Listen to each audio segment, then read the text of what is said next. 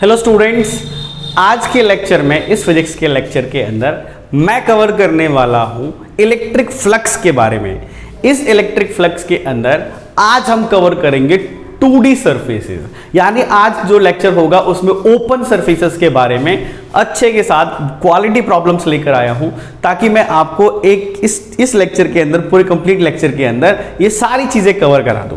फिर जो next lecture आएगा उसके अंदर मैं क्लोज सरफेसेस यानी कि 3D सरफेसेस लेके चलूंगा, जिसके अंदर इलेक्ट्रिक फ्लक्स निकालना सीखेंगे। फिलहाल आज के लेक्चर में मैं जो सिखाने वाला हूं वो क्या होगा, इलेक्ट्रिक फ्लक्स होगा, और उस इलेक्ट्रिक फ्लक्स के थ्रू, यानी इलेक्ट्रिक फ्लक्स के थ्रू निकालेंगे, 2D सरफेसेस के थ्रू निकालने वाले हैं। ठीक है, तो आज हम लेक्चर शुरू करते हैं।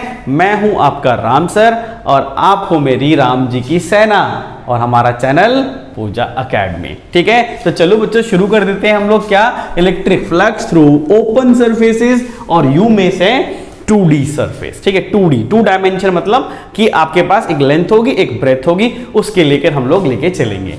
लेकिन सर इससे पहले तो हमें ये तो बता दो कि सर ये इलेक्ट्रिक फ्लक्स होती किस चीज का नाम है ना, इलेक्ट्रिक फ्लक्स। एक्चुअली में अगर मैं आपको बता दूं बच्चों यहां पर कि जो फ्लक्स होता है, फ्लक्स एक लैटिन लैंग्वेज है, उस लैटिन लैंग्वेज के अकॉर्डिंग इस फ्लक्स का मतलब होता है क्या चीज, फ्लो। ठीक है, यानी कि अगर मैं बोलूं यहां पर तो ये एक लैंग्वेज होता है जिसको बोलते हैं बच्चों लैटिन। लैटिन में इसका मीनिंग होता है टू फ्लो, यानी कोई भी चीज कितनी फ्लो करती है, कितनी इन से आउट होती है, कितना क्रॉस करके पार करती चली जाती है, उसको हम लोग इलेक्ट्रिक फ्लक्स बोलने वाले हैं चार्ज के टर्म में। जहां इलेक्ट्रिक फील्ड लाइंस आ जाएंगी वो इलेक्ट्रिक फ्लक्स हो जाएगा। अदरवाइज फ्लक्स का मतलब सिंपली फ्लक्स का मतलब है ना, वर्ड को किसके बारे में बात कर रहे हैं यहाँ पर, फ्लक्स। सिंपली अगर कोई फ्लक्स कहता है तो फ्लक्स का मतलब हो जाता है टू फ्लो, बाहर निकलना। ठीक है, अच्छा सर, तो इसमें है क्या क्या, तो हम बोलते हैं क्या, number of electric field lines crossing, ठीक है ना, क्रॉसिंग परपेंडिकुलरली, ठीक है ना, पर यूनिट एरिया ऑफ, ठीक है ना, object is called electric flux. मतलब अगर आप इलेक्ट्रिक फ्लक्स की बात कर रहे हो तो इलेक्ट्रिक फ्लक्स का मतलब यह है कि कोई भी सरफेस है, जैसे कि मान लो बच्चों ये हमारी एक कॉपी रखी हुई है, ये एक सरफेस है, तो इस सरफेस को परपेंडिकुलरली, क्या परपेंडिकुलर, ऐसा नहीं तिरछा नहीं, परपेंडिकुलरली कितनी लाइन क्रॉस, आर पार, है ना, एकदम चीरते हुए, इधर से इधर पार, छेद करते हुए, फाड़ते हुए, निकालते हुए, है ना, भेदते हुए कितनी पार करके जाती है परपेंडिकुलरली, उसको हम लोग क्या बोलेंगे बच्चों, इलेक्ट्रिक फ्लक्स बोलेंगे। अच्छा सर, अच्छा इसको डिनोट किससे करते हैं बच्चों, तो डिनोटेड बाय, हम इसको ऐसे फाई से दिखाते हैं। किससे दिखाते हैं बच्चों, फाई से दिखाते हैं। ठीक है, फाई इसका सिंबल है, फाई के समटाइम्स इसके नीचे ई लिख देते हैं, ई का मतलब इलेक्ट्रिक फ्लक्स हो जाता है, क्योंकि जब हम आगे जाएंगे बच्चों मैग्नेटिक वाला चैप्टर पढ़ेंगे, मैग्नेटिक वाले में, तो वहाँ मैग्नेटिक फ्लक्स भी आता है, तो इसलिए वहाँ पर वहाँ एम लिख दिया जाता है। तो यहाँ पर फाई लिख दूँ या फाई ई लिख दूँ, तो अभी फिलहाल समझ जाना कि मैं फ्लक्स की ही बात कर रहा हूँ। तो इलेक्ट्रिक फ्लक्स लिख दिया तो इसका मतलब ये इलेक्ट्रिक फ्लक्स के लेकर होता है। ठीक है सर, जैसे कि मान लो कि बच्चों मेरे पास एक ये प्लेन एक सरफेस है, अब आप देखना जरा, सिंपल सी बात है और कुछ नहीं है यार, सिंपल, ये एक, ये देख दो, ये एक तीन, बताओ कितनी पार करती हुई गई है इसके अंदर, तो सर इसका फाई जो है वो 3 हो गया सिंपली। पर लाइन तो करोड़ों होती है ना बच्चों, बहुत अरबों खरबों लाइंस इसको पार करके जाती है, बहुत करोड़ों लाइंस पार कर जाएंगे, पर समझाने के लिए हमने 3 लाइन से ले लिया। तो मैं क्या कहूंगा, ये सिर्फ 3, यहां से 5 इसका कितना आ रहा है, 3 आ रहा है। इसका मतलब क्या हुआ कि बच्चों क्या मैं कह सकता हूं कि इलेक्ट्रिक फ्लक्स, ये भी कह दो कोई दिक्कत नहीं है, electric flux is count of electric field lines. आप कुछ नहीं कर रहे, सिर्फ इलेक्ट्रिक फील्ड लाइंस का काउंट देख रहे हो, उसको ही हम लोग क्या बोल रहे हैं बच्चों, फ्लक्स बोल रहे हैं। जैसे कि मुझे बताओ, जैसे आप मुझे बताओ प्यारे बच्चों कि इसके अंदर कितना फ्लक्स होगा, जरा बताना जरा, इसके अंदर ये 1, ये 2, बताओ कितना, तो सर 2, फाई कितना हो गया, 2 हो गया। जस्ट सिंपल, जितनी लाइन पार कर रही है, लेकिन ये याद रहे परपेंडिकुलरली, कैसे पार होनी चाहिए, परपेंडिकुलरली, यानी कि 90 डिग्री के एंगल पे क्रॉस करते हुए जानी चाहिए। तो कितनी परपेंडिकुलरली पार कर पाती है, वही हमारी क्या कहलाती है बच्चों, इलेक्ट्रिक फ्लक्स कहलाती है। कहलाती है, इलेक्ट्रिक फ्लक्स कहलाती है। अच्छा सर, समटाइम्स अगर मान लो कि मैं कहता हूं कि कोई चीज, सपोज करो कि कोई इलेक्ट्रिक फील्ड लाइन है, अगर वो परपेंडिकुलरली पास नहीं करी तो, अभी तो मैं कह रहा हूं कि जो परपेंडिकुलरली पास करेगी उसको हम गिनेंगे। लेकिन सपोज करो बच्चों कि अगर मेरे पास एक लाइन ऐसी है, सपोज करो इस तरीके से एक लाइन लेके बना रहा हूं यहां पर ऐसा करके, और एक लाइन जो है, कोई सी भी लाइन है ना, थोड़ा तिरछा लेके चलेंगे, ऐसे लेके चले और ऐसे पार करा दिया, सपोज करो ऐसा है। ये कौन है? तो ये ई है। ये क्या है बच्चों? ई है। ठीक है सर। अच्छा, अब ये ई इलेक्ट्रिक फील्ड है यहाँ पर, तो इसको ये क्या, ये देखना जरा कि इस सरफेस को लेकर मैं ऐसे पार करा के लेके चल रहा हूँ। मान लो ये ऐसे जा रही है पार होते हुए, ऐसे पार करते हुए जा रही है, ये ऐसे पार करते हुए जा रही है, ये ऐसे पार करते हुए जा रही है, ये ऐसे पार करते हुए जा रही है। ठीक है ना? तो अगर ये ऐसे पार करते हुए जा रही है तो हमने क्या कहा कि अगर मान लो ये 90 डिग्री पर है, 90 डिग्री पर है, तो सिंपल है, तो सर फाई इक्वल टू इसका फाई कितना आ जाएगा सर? 4 आ जाएगा। लेकिन अगर मैं ये कहना चाहता हूं कि ये हर बार आप लाइन को गिन तो सकते नहीं हो, ये तो हम गिन नहीं सकते लाइन कितनी पार हो रही है उसके अंदर से, तो उसके लिए हमको कुछ फॉर्मूला बनाना पड़ेगा। क्या बनाना पड़ेगा? फॉर्मूला बनाना पड़ेगा। तो हमने क्या बनाया, जरा देखना बच्चों, प्यारे बच्चों, इसके लिए हमने बनाया एक मैथमेटिकल फॉर्मूला। और वो कैसे बनाया वो सब प्रूफ भी दूंगा मैं इस चीज का। जरा देखना कि हमने कहा कि जो फाई होता है, यानी कि जो इलेक्ट्रिक फ्लक्स होता है, वो सिंपली ई वेक्टर डॉट एस वेक्टर का फॉर्मूला होता है। यानी यहां पर मैं इसको ऐसे भी लिख सकता हूं कि electric flux equal to E vector dot A vector. S का मतलब भी एरिया है, सरफेस एरिया, और ए का मतलब भी यहां पर एरिया ही है। और सब बच्चों को एक बात पता होगी बच्चों, एक बात तो आपको पता ही होगी, क्या पता होगी सर? कि फाई ई इक्वल टू, अगर ये ओपन हो जाता है तो कैसे खुलेगा? ई एस, और यहां पर कितना आ जाएगा? Cos theta. यानी एक्चुअली में ये डॉट प्रोडक्ट है ये डॉट प्रोडक्ट है। किस किस का डॉट प्रोडक्ट है? तो देखोगे आप यहां पर इलेक्ट्रिक फील्ड का और ये एरिया वेक्टर का। यानी कि यहां पर एक चीज नजर आती है बच्चों कि यहां एक नई चीज है जो दिखाई दे रही है आपको। क्या चीज? एरिया वेक्टर के रूप में। किसके रूप में? Area vector. देख रहे हैं यहां पर ये। तो यहां पर क्या बता देता हूं आपको बच्चों कि ये जो क्वांटिटी है, इस क्वांटिटी को नाम दिया गया है किसका बच्चों? Area vector. ठीक है? यहां पर जो ये क्वांटिटी है, ये वाली चीज एस से दिखा दो या ए से दिखा दो, एक ही बात है बच्चों, इसको भी कहोगे क्या चीज? Area vector.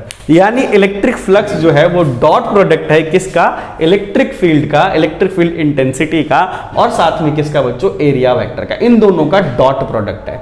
तो यहां पर सर क्या एरिया क्या वेक्टर क्वांटिटी होती है? एरिया तो हमने सुना है आज तक कि 10 मीटर स्क्वायर, 10 सेंटीमीटर स्क्वायर, इतने स्क्वायर यार्ड, या फिर जो भी एरिया वगैरह होता है। लेकिन सर क्या एरिया एक वेक्टर क्वांटिटी होती है? अगर ये वेक्टर हुई तो सर इसका मैग्नीट्यूड और उसका डायरेक्शन भी होता होगा। तो हम डायरेक्शन कैसे लेंगे, मैग्नीट्यूड कैसे लेंगे, वही मैं बताने वाला हूं। ठीक है? तो बहुत ही इंपॉर्टेंट है। एरिया बच्चों एक वेक्टर क्वांटिटी की तरह ट्रीट की जाती है।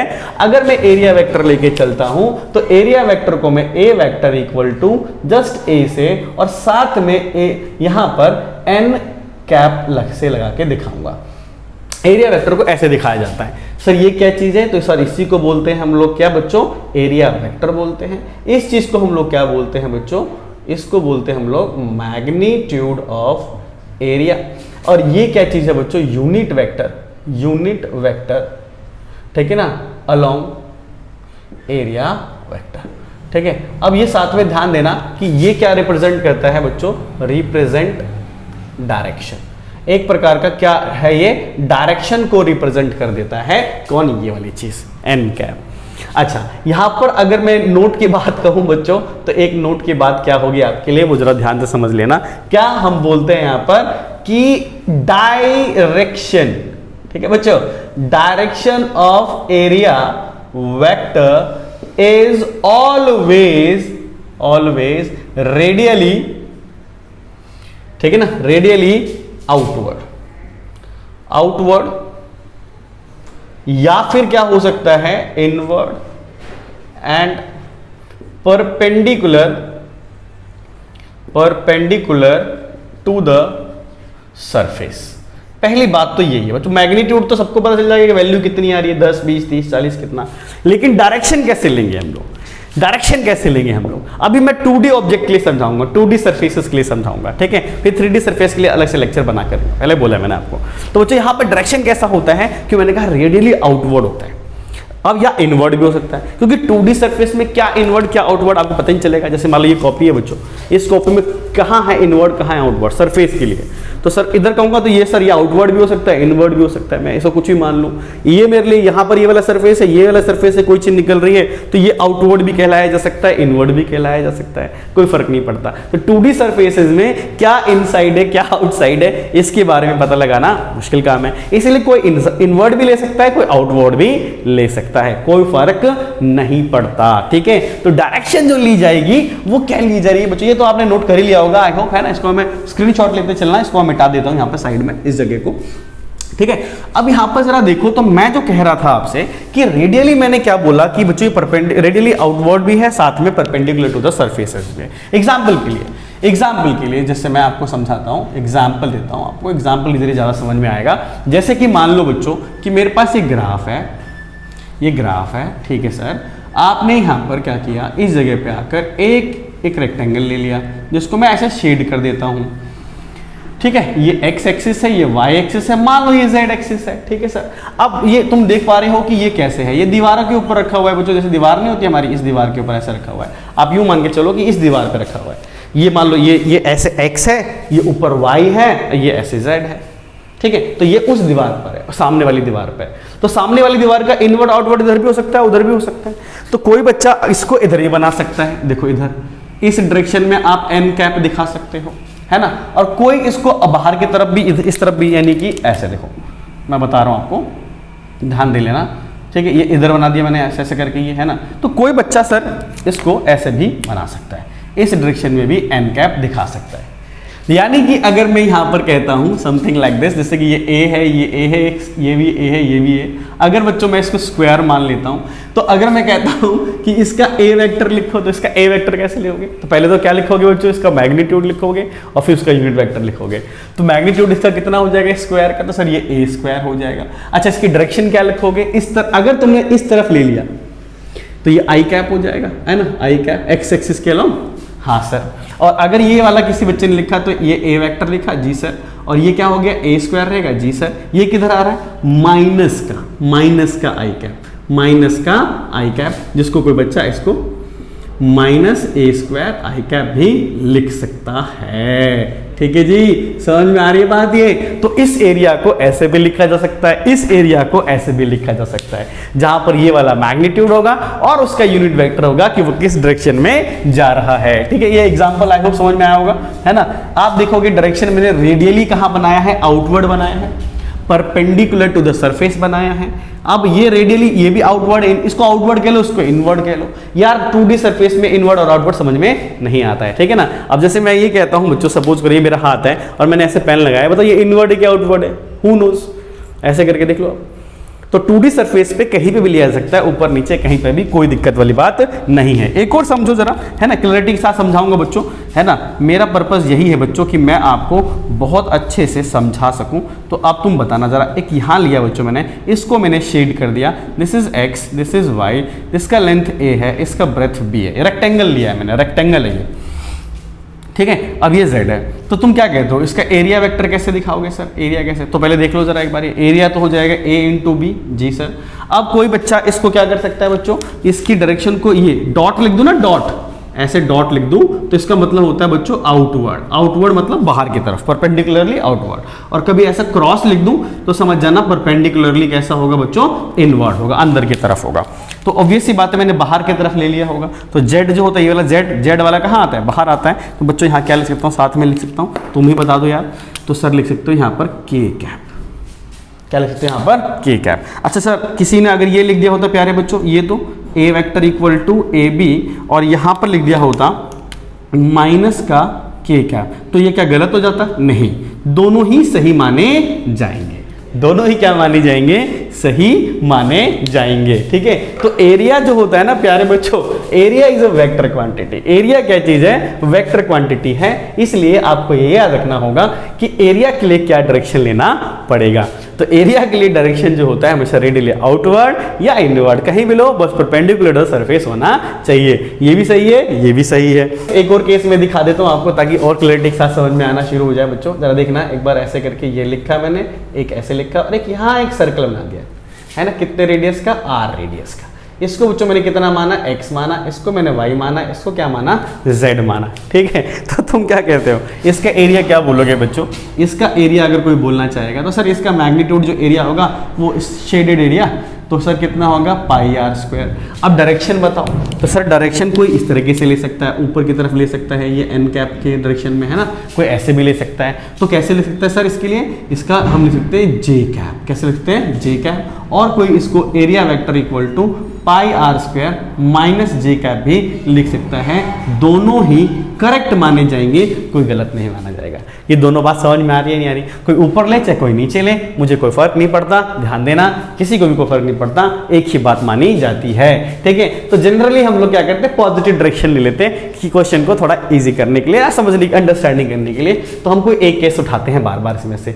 तो ये एरिया आपको समझ में आ रहा होगा। तो हमने क्या देखा बच्चों कि इसके अंदर कि सर ऐसा कुछ नहीं हो रहा है क्या, देखो जरा, जैसे ये लेंथ है, ये क्या चीज है, ब्रेथ है, तो इसका क्रॉस प्रोडक्ट करूंगा, इन दोनों का जो क्रॉस प्रोडक्ट करूंगा तो ये अपने आप ही थर्ड डायरेक्शन वाला आ जाएगा, क्रॉस प्रोडक्ट है है कि नहीं? तो यार यही हम लोग कहते हैं बच्चों कि एरिया जो है ना, एक्चुअली में जो एरिया वेक्टर होता है वो किसी भी साइड के दो एडजेसेंट साइड का, जैसे मान लो कि मैं ऐसा कह देता हूँ ना, एक रेक्टेंगल उठा लेता हूँ, है ना, एक रेक्टेंगल उठा लिया, जैसे कि ये ए है, ये बी है, ये सी है और ये क्या है, डी है, ठीक है ना। ग्राफ के एक्सिस पर रखेगा, ये ऐसा करके जो एक्स हो गया, ये वाई हो गया और ये जेड हो गया। तो मैं क्या कह सकता हूँ कि जो इसका एरिया होगा वो ए बी, ये A B vector cross B C vector हो जाएगा। इसका यानी कि क्रॉस प्रोडक्ट है ये किस चीज का, एडजेसेंट साइड का, cross product of adjacent sides. तो एडजेसेंट साइड्स का ये क्रॉस प्रोडक्ट होता है जो कि आपको रिजल्ट देता है सामने की तरफ। कैसे देता है वो भी देखो जरा। जैसे ए वेक्टर इक्वल टू है ए बी वेक्टर, यानी ये वाला मान लो ये ए मान लेते तुम, तो सर इसको क्या लिखोगे, तो ए आई कैप लिखोगे, क्रॉस। सर इसके लिए क्या लिखोगे, तो इसके लिए मान लो बी मान लेता हूं, तो सर इसके लिख दोगे बी जे कैप लिख दोगे ऊपर की तरफ, इसको इधर माना है, इसको ऊपर की तरफ माना है। तो ए क्रॉस क्या हो जाएगा, ए क्रॉस बी रहेगा हमारा, ए और बी, सर ये तो ए बी रहेगा मैग्नीट्यूड, यहाँ क्या है आई क्रॉस जे है। और सबको याद होगा वेक्टर लॉ के अकॉर्डिंग बच्चों कि अगर मैं ए बी ऐसे लिखता हूँ तो आई क्रॉस जे क्या होता है, के होता है, आई क्रॉस जे क्या होता है, के होता है। तो जरा देखो कौन सा वाला केस उठाया बच्चों मैंने, ये वाला देखो, है ना, ए बी के कैप, देखो ये भी आ गया ए बी के कैप। अगर कोई इसको पलट देता है ना, कोई इसको पलट देता है, ए बी सी पहले लिख देता है, ए बी लिख देता है, तो अपने आप आंसर किस में आ जाएगा, माइनस में आ जाएगा। और ऐसे करके ऐसे डायरेक्शन में, है ना, हम ऐसे करते हैं कि ए बी से लेकर बी सी की तरफ हाथ को कर्ल किया, अंगूठा कहाँ आ गया, बाहर, तो ये इसका जो हमारा प्रोडक्ट होगा वो बाहर की तरफ, डायरेक्शन जो आएगा वो बाहर की तरफ आएगा, ठीक है ना। तो इतने पंगे नहीं है, आराम से देख सकते हो, कैसे भी क्रॉस प्रोडक्ट के जरिए देख लो या सीधा एरिया निकालो और देख लो रेडियली आउटवर्ड किधर पड़ता है। तो इस तरीके से हम निकालते हैं क्या चीज, एरिया, ठीक है। और याद रहे area is a vector quantity. I hope ये नोट कर लिया होगा आपने, है ना। इसको साथ में मैं यहां से इसको रब कर देता हूं, है ना। ये एरिया के लिए बड़ा कंफ्यूज रहते हैं बच्चे, ध्यान देना कि area is a vector quantity, एक वेक्टर क्वांटिटी है जिसकी मैग्नीट्यूड भी होती है और जिसके लिए क्या होती है, डायरेक्शन भी होता है। याद रहे मैंने अभी जो लिया है वो सब क्या लिया है, 2D सर्फेसेस और ओपन सर्फेसेस लिया है। तो अब तुमने सोचा होगा सर अच्छा ये बात है, तो इलेक्ट्रिक फ्लक्स जो है हमारा वो है ई वेक्टर डॉट ए वेक्टर या यू में से एस वेक्टर।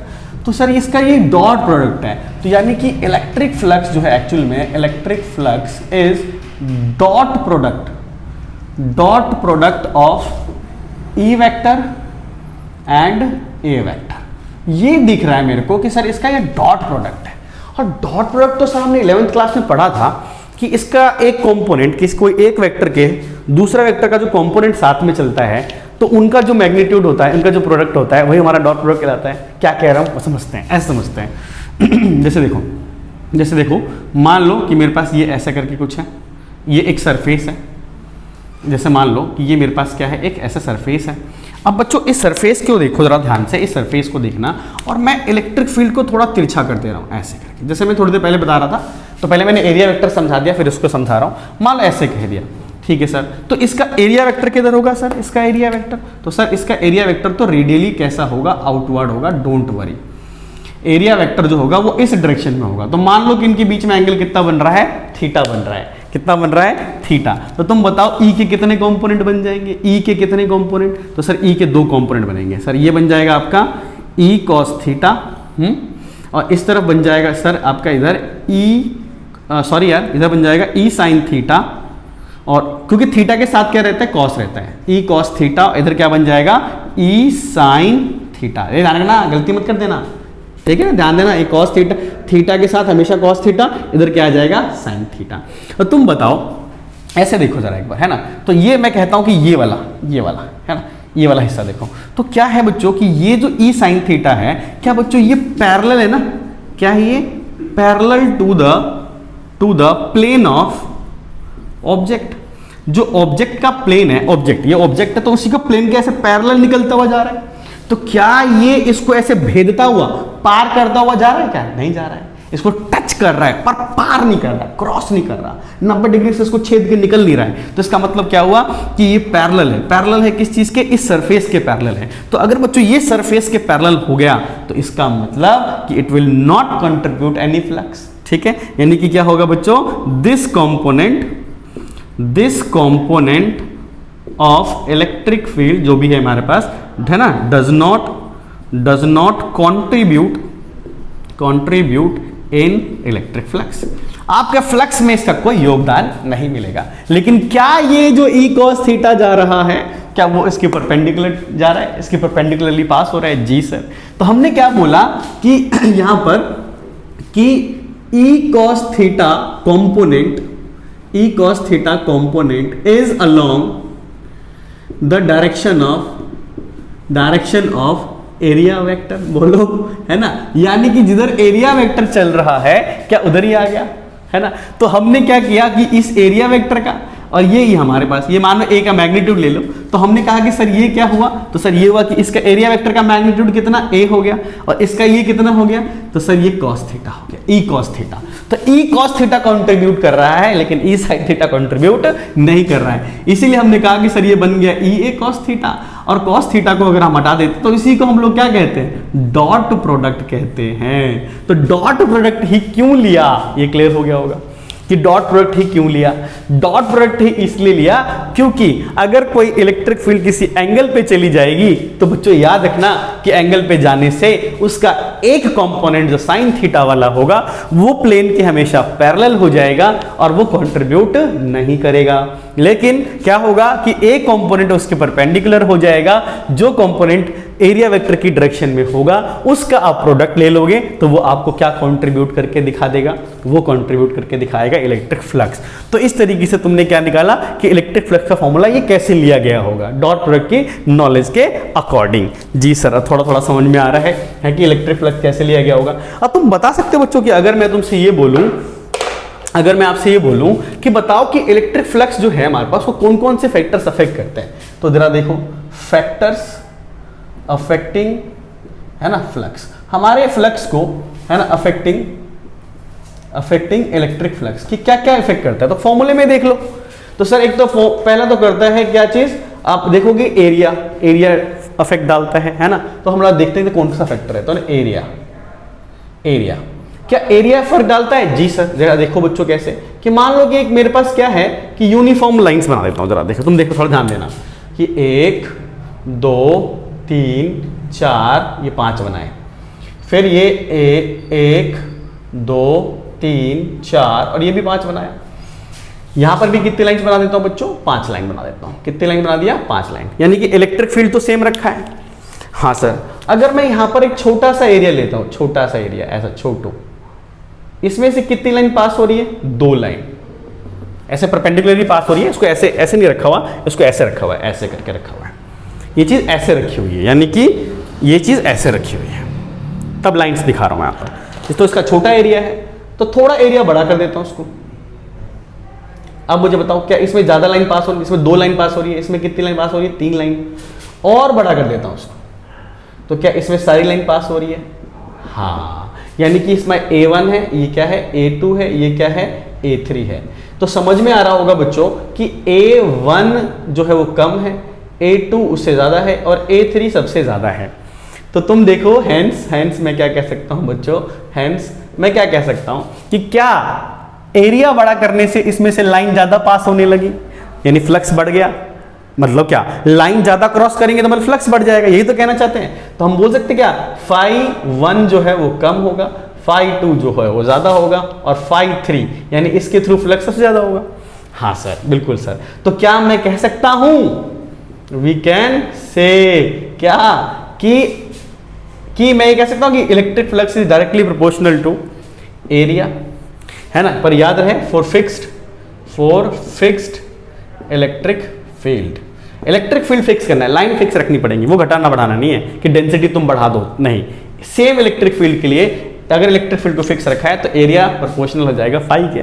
जी सर, बहुत बढ़िया सर, अच्छा ठीक है। अब मैं जरा देखो, मैं कहता हूं कि इलेक्ट्रिक फील्ड के, किसके, इलेक्ट्रिक फील्ड के, कैसे भाई, इलेक्ट्रिक फील्ड हम लेकिन याद रखेंगे, क्या रखेंगे, same area, for same area, area same रखूंगा, इलेक्ट्रिक फील्ड क्या करूंगा, चेंज करूंगा। जरा देखना बच्चों, इसमें ये एक एरिया, अरे थोड़ा अच्छा डायग्राम बनाओ सर, कैसा डायग्राम बनाते हो, देखो जरा, 1 2 और ये 3, ठीक है, 3 से समझा रहा हूँ, 3 एरिया ले लिए। तुम याद रखना कि मैंने ऐसी चीज़ें रखी हैं, ऐसे करके रखी हुई चीज़ें। अब लाइन पास कराते हैं, ठीक है, लाइन पास कराते हैं, जरा देखो, पास, चलो भाई चलो, पार करते जाओ, पार करते जाओ, ठीक है सर। ये कुछ पार करा दिया आपने, 4 लाइंस पास करा दी। यहाँ देखना जरा एक बार, 1 2 3 4 5, ठीक है, 6, इसमें से कितने लाइन पास करा दी बच्चों, 6। परपेंडिकुलरली है सारी, माइंड इट, अगर थोड़ा सा कुछ इधर उधर हो जाए तो माइंड मत कर लेना। यहाँ से देखो जरा, सेम एरिया है, 1 2 3 4 5 6 7 8, कितनी लाइन, 8, 1 2 3 4 5 6 7 8, वो 8 लाइन पास कर दी। तो देख सकते हो कि यहाँ पर लाइन की डेंसिटी बढ़ा रहा हूं, कि इलेक्ट्रिक फील्ड की डेंसिटी क्या हो रही है बच्चों, बढ़ रही है। एरिया मैंने सेम रखा है, याद रहे, A1 बराबर है A2 बराबर है A3 के, एरिया को मैंने कैसा रखा है, सेम। जैसे यहां पर क्या रखा था, E1 equals to E2 equals to E3, इसमें इलेक्ट्रिक फील्ड सेम रखा था। लेकिन यहां पर एरिया मैंने कैसा रखा है, सेम। लेकिन क्या किया है मैंने बच्चों, बट ध्यान देना, क्या बच्चों, E1 कम है, E2 उससे भी ज्यादा है, और E3 उससे भी ज्यादा है। यानी लाइन जब ज्यादा पास पास होती है तो इलेक्ट्रिक फील्ड बढ़ जाती है, प्रॉपर्टीज के अंदर पढ़ाया था मैंने आपको। सो क्या मैं ये कह सकता हूं बच्चों कि जो यहाँ पर φ3 होगा या φ1 होगा वो कम होगा, φ2 उससे भी ज्यादा, और φ3 सबसे ज्यादा होगा। तो मैं कह सकता हूं क्या, वी कैन से क्या से, कि φ जो है वो डायरेक्टली प्रोपोर्शनल है किस चीज के बच्चों, magnitude of electric field intensity. हाँ सर, इलेक्ट्रिक फील्ड की डायरेक्टली क्या होगा, प्रोपोर्शनल होगा। जी सर, यानी 2 फैक्टर जो दिख रहे तुमको डायरेक्टली प्रोपोर्शनल के दिखाई पड़ रहे हैं। मैं किसकी जस्टिफाई कर रहा हूं, मैं तो बच्चों अभी इसके फॉर्मूले को जस्टिफाई कर रहा हूं कि φ equal to EA cos theta किस तरीके से लिया गया है। पहले तो मैंने दिखाया कि भाई डॉट प्रोडक्ट के लॉजिक से समझा रहा हूं। अब दूसरा फैक्टर्स के फैक्टर जो कौन से फैक्टर्स को अफेक्ट करते हैं उसके नजरिए से दिखा रहा हूं मैं आपको। अब तीसरा फैक्टर आता है इसके अंदर बच्चों, क्या, ऑब्वियस सी बात है, एंगल, ठीक है ना, angle between A vector and E vector, ठीक है, इन दोनों के बीच का क्या एंगल है, किस तरीके से ये फर्क डालता है वो देखना। बहुत अच्छा कंडीशन है, मतलब जैसे कैसे, इसमें बच्चों जरा केस नंबर 1 देखो एक बार, ठीक, कैसे, जैसे मान लो कि मैंने क्या किया कि एक ना प्लेन ले लिया है ना, इस प्लेन के अंदर एक ऐसे रेक्टेंगल जैसा, स्क्वायर जैसा, सॉरी स्क्वायर बोल रहा हूँ, सर्कल जैसा, ठीक है, नहीं सर्कल है भाई, हमारे पास ये सर्कल है, ठीक है जी। अच्छा, एक सर्कल मैंने कुछ ऐसे बना दिया, देखना जरा एक बार, लोटा हुआ सर्कल ऐसे करके, ठीक है सर। अब एक सर्कल को मैं ऐसे ही लोट के, मतलब ऐसे रखा हुआ था, पहले ऐसे घुमाया, तो थोड़ा और ऐसे पूरा घुमा के इस तरीके से ऐसे कर दिया, ठीक है, ये सर्कल है जी, क्या ये सर्कल है, केस 1। अब मैं इसको कहता हूँ ये है हमारे लिए केस 2, ये है हमारे लिए केस 3, ठीक है बच्चों। अच्छा सर, इसमें इलेक्ट्रिक फील्ड लाइन है ना ऐसे से पास हो रही है, ठीक है, इसमें से इलेक्ट्रिक फील्ड लाइन पास करा दे रहा हूँ, क्या पास करा रहा हूँ बच्चों, इलेक्ट्रिक फील्ड लाइंस, ठीक है, तभी तो फ्लक्स आएगा, फ्लक्स, ठीक है, ये ऐसे, यहाँ से भी इलेक्ट्रिक फील्ड लाइंस बना देता हूँ, है ना, पार करते हुए जा रही है ऐसे, इस तरीके से यहाँ से लाइंस जो है मैंने बनाई हुई है कि किस तरीके से लाइन एस को पार करते हुए जा रही है। यूनिफॉर्म इलेक्ट्रिक फील्ड है, डरने वाली बात नहीं है। कैसी है, यूनिफॉर्म इलेक्ट्रिक फील्ड है बच्चों। यहाँ से इस तरीके से यहाँ से भी लाइन पास हो रही है, सारी लाइन को हमने ऐसे पास करा दिया है जैसे पहले कराया था यार, है ना, ऑब्वियस सी बात है, इलेक्ट्रिक फील्ड लाइन ऐसे पास हो रही है। तो बच्चों इसका एरिया वेक्टर किधर होगा, इसका एरिया वेक्टर बताओ, इसका एरिया वेक्टर। तो सर इसका एरिया वेक्टर आउट, जैसे ये मान लो सेंटर ही है तो इसके इस डायरेक्शन में हो जाएगा एरिया वेक्टर, है ना। इसका जो एरिया वेक्टर होगा, एरिया यानी एन कैप कह रहा हूं, वो इस डायरेक्शन में होगा। इलेक्ट्रिक फील्ड कहाँ है, वो भी इसी डायरेक्शन में है। तो थीटा बोलो क्या हुआ, तो सर थीटा है आपका 0 डिग्री। किसके बीच में भाई, जाना ए वेक्टर और ई वेक्टर। ए वेक्टर मतलब इसी डायरेक्शन में, इलेक्ट्रिक फील्ड भी इसी डायरेक्शन में, दोनों एक ही डायरेक्शन में। तो थीटा कितने डिग्री का हो गया, 0 डिग्री का हो गया। थीटा कितने डिग्री का होगा, 0 डिग्री का हो गया। जी सर, अब थीटा 0 डिग्री का हो तो गया, तो क्या इसमें जितनी लाइन जा रही है सब 90 डिग्री से पार करते हुए जा रही है। हाँ जी सर बिल्कुल, 90 डिग्री से क्या करते हुए जा रही है, पार करते हुए जा रही है ना। अगर मैं क्या करता हूं कि चीजों को ऐसे घुमाना शुरू करता हूं बच्चों, जैसे ना मैं यहाँ पर ना अच्छे से और करने के लिए मैं इसमें से कुछ लाइन्स और बढ़ा देता हूँ, इसमें ना लाइन थोड़ी ज्यादा कर देता हूँ। जब ऐसे घुमाया होगा तो घुमाने की वजह से कुछ लाइन्स कैसे हो जाएंगी, छूट जाएंगी। कुछ लाइंस क्या हो जाएगी बच्चों, छूट जाएगी। ठीक है, तो ये ऐसे दिखा दिया मैंने, थोड़ा और अच्छा डायग्राम बना दिया तुम्हारे लिए, रियलिस्टिक वाला डायग्राम। ठीक है ना, ऐसे घुमाने से थोड़ी चीजें छूट जाती हैं। तो थीटा हो गया। जी सर, तो बताओ कि इसके अंदर जो हमारे पास थीटा आ रहा होगा, तो क्या इसमें मैक्सिमम लाइन क्रॉस कर रही होगी। यस सर, यहाँ होगा maximum electric field lines crossing, ठीक है ना, perpendicularly to the surface. Okay sir, maximum कर रही होगी। अब जरा देखो कि अब मेरे पास ऐसे लूप रखा हुआ था, पहले ऐसे रखा हुआ था, ऐसे, अब इसको ऐसे घुमा के मैंने ऐसे कर दिया, ऐसे घुमा दिया। तो जब ऐसे घुमाऊंगा तो बच्चों क्या इसका एरिया वेक्टर भी इस डायरेक्शन में घूम जाएगा। जी सर, इसका इलेक्ट्रिक फील्ड इधर होगा तो ये एंगल कितना हो जाएगा, थीटा हो जाएगा।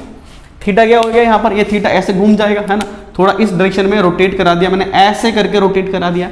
जी सर, तो जब कोई चीज ऐसे रखी हुई थी तो उसमें ज्यादा लाइन पास कर रही थी, थोड़ा सा मैंने जैसे ऐसे घुमाया तो ऊपर और नीचे की लाइन छूट गई। देखो ऊपर की और नीचे की लाइन छूट गई, तो क्या हो गया, थोड़ी लाइन कम हो गई, तो क्या डिक्रीज हो गई। जी सर, अच्छा अब मैंने क्या किया कि भाई यहाँ पर जो है ना इस वाली सर्फेस को एक काम कर लेते हैं, इस तरह एक और केस बना देता हूँ मैं, यहाँ पर केस नंबर ना 4 भी बना देता हूँ, है ना। तुम भी क्या याद रखोगे, सारा डायग्राम बनाया तुम्हारे लिए, ये वाला दे रहे। ठीक है, इसके अंदर क्या करते हैं हम लोग के ना, ये ऐसा है कि मैंने ऑब्ट्यूज एंगल ले लिया है, लेकिन एक ये वाला भी तो लेना चाहिए था ना, ये वाला 90 डिग्री वाला, 90 डिग्री का भी ले लिया बच्चों यहाँ पर। ठीक है ना, ध्यान देना एक बार, किसका यह 90 डिग्री का।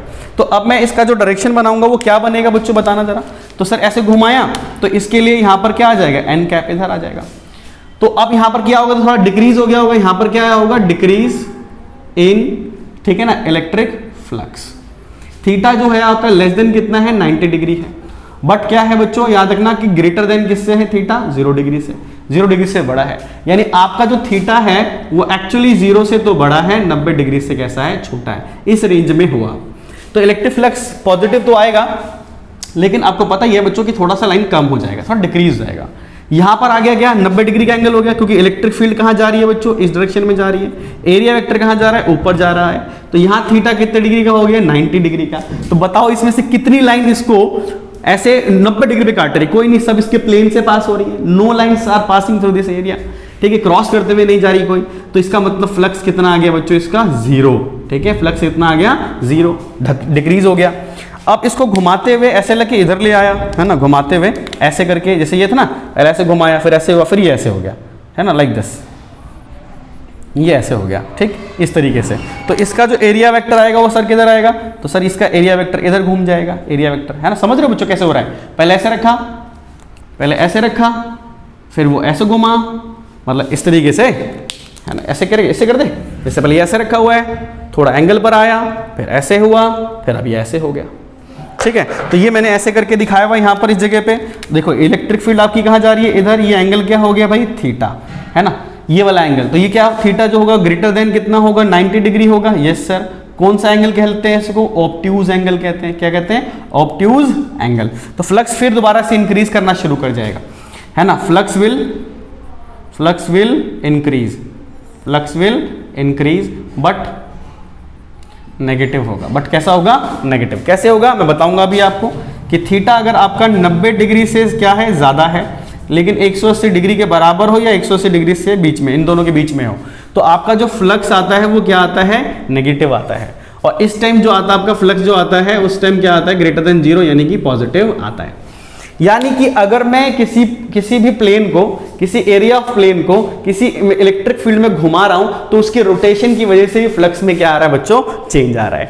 तो अगर उसका जो फ्लक्स चेंज हो रहा है ना, ये तो उतार ही लिया होगा बच्चों, नोट कर लिया होगा, इसका जो फ्लक्स चेंज आ रहा है इसका मतलब वो थीटा पर भी क्या करती है बच्चों, डिपेंड करती है। किस पर डिपेंड करती है, थीटा पे भी डिपेंड करती है। तो थीटा पे भी डिपेंड करती है, तो हमने कहा कि हेयर क्या phi E is directly proportional to, मैं पूरा कंक्लूड कर देता हूं, एरिया के है जी सर, फाई ई जो है directly proportional to electric field के है और थीटा पे डिपेंड करती ही है।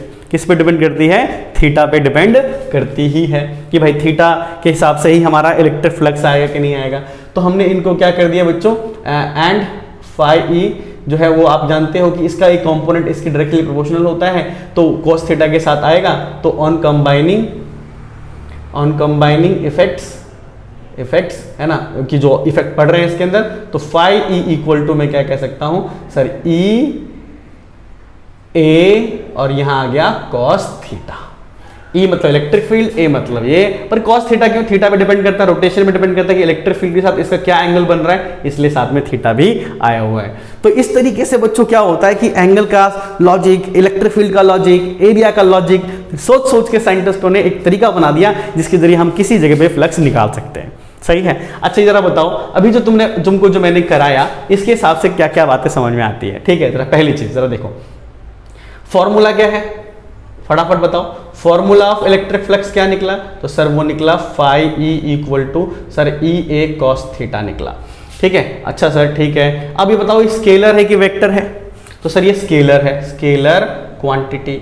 अगर ये स्केलर क्वांटिटी है, डॉट प्रोडक्ट से तो वैसे भी स्केलर क्वांटिटी मिलती है बच्चों, तो स्केलर क्वांटिटी है तो याद रखना कि हमको यहाँ पर डायरेक्शन की कोई रिक्वायरमेंट नहीं है, इसकी कोई डायरेक्शन नहीं होगी, इलेक्ट्रिक फ्लक्स की कोई डायरेक्शन नहीं होगी, है ना। आपको पता है कि इट ओबेज कौन सा बच्चों, डॉट प्रोडक्ट। कौन सा प्रोडक्ट, डॉट प्रोडक्ट, जिसको स्केलर प्रोडक्ट भी कहते हैं। कौन सा प्रोडक्ट कहते हैं, स्केलर प्रोडक्ट कहते हैं। और स्केलर प्रोडक्ट में पता नहीं तुम्हें याद है नहीं याद, मैं याद दिला देता हूं तुमको कि आई डॉट आई 1 होता है, जे डॉट जे 1 होता है, के डॉट के भी 1 होता है, लेकिन आई डॉट जे 0 होता है, जे डॉट के भी 0 होता है और के डॉट आई भी 0 होता है। यानी सेम यूनिट वेक्टर अगर मल्टीप्लाई होंगे तो आंसर 1 आएगा, अदरवाइज 0 आएगा।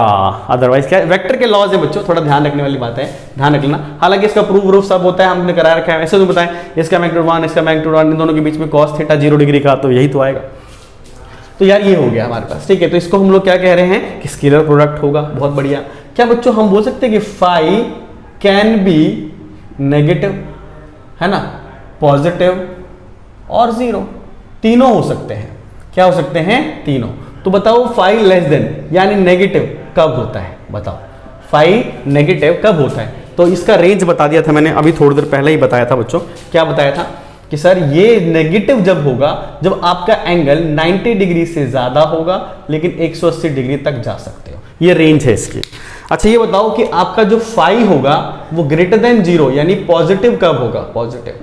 तो पॉजिटिव जब तक रहेगा बच्चों जब तक कि एंगल आपका 0 डिग्री से, है ना, स्टार्ट होगा। कहां से स्टार्ट होगा, 0 डिग्री से स्टार्ट होगा, है ना, लेकिन 90 डिग्री से तुम क्या रहोगे, कम रहोगे, 90 डिग्री से कम रहोगे। तो ये बताओ कि फाई 0 कब होगा, फाई 0 कब होगा। तो फाई 0 जब होगा जब एंगल यानी कि थीटा इक्वल टू कितने डिग्री का होगा, 90 डिग्री का होगा।